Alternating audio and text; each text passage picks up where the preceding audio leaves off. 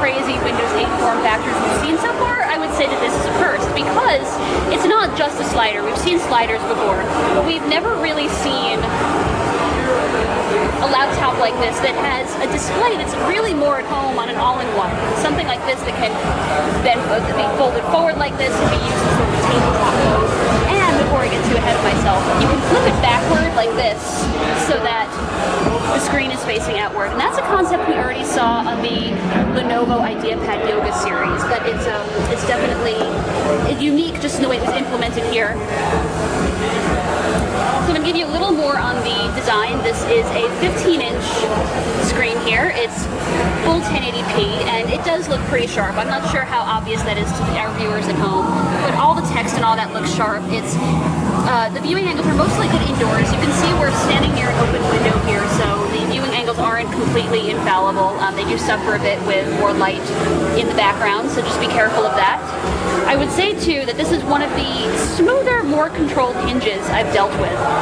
It's a little awkward for me to handle it on camera just because I'm trying to maneuver it in a small space, but truly, this is a very smooth, controlled hinge. It doesn't feel too stiff, but it also does not feel breakable, which obviously is the quality you want in your slider computer. Like other slider computers, it does fall prey to one problem, which is that even though it's a big computer, remember this is a 15-inch machine, it weighs about 5.5 pounds.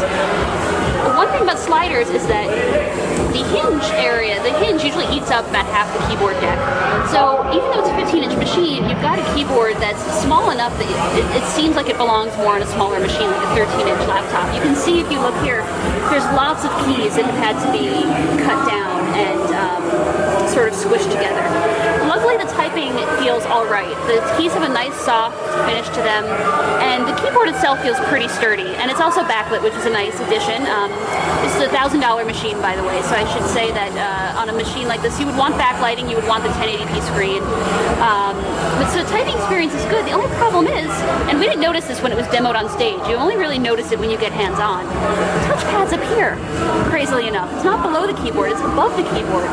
So I'm going to reserve full judgment for now until I really review it, because for all I know, I'll spend a week with it and think this is a brilliant idea in certain use cases. But it's definitely, for anyone who's used a normal modern computer or laptop, it's definitely an odd placement. So more on that when we review this ultimately.